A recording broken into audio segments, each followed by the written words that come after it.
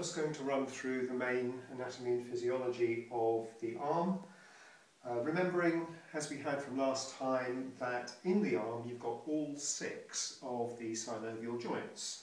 At the shoulder there's the ball and socket joint.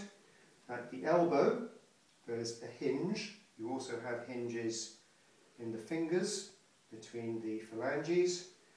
At the wrist you have a condyloid joint, and also at the base of the fingers between the metacarpals and the phalanges. There's the saddle joint at the base of the thumb. There's a pivot joint between the radius and ulna, and there are gliding joints between the carpals. So that's all 6 of your synovial joints. The main muscles that we need to add, not many left now, the biceps, which many people are familiar with, and it's on the anterior surface of the arm, and it flexes the arm at the elbow. And its very good friend, the triceps. Biceps so called because it has 2 heads, triceps has 3, and while biceps flexes the arm at the elbow, triceps extends the arm at the elbow. Another key one in the forearm, Brachioradialis, which cocks the thumb, sometimes called it the beer drinker's muscle because of this action. There's the deltoid that we had last time.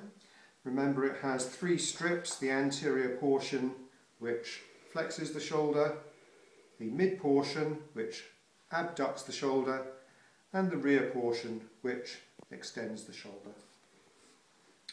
And then in the forearm there are flexors and extensors. And for our purposes we just need the generic group names.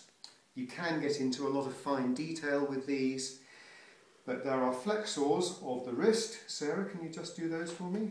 There we go, she's using the flexors of her wrist, and the flexors of her fingers. There we are, flexors of the fingers.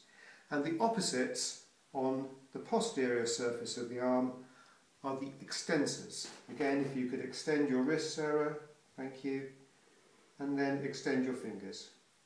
Okay, so you might like to feel on your own arm, as you're identifying these muscles, extensors that straighten the wrist or fingers, and flexors that bend the wrist or fingers.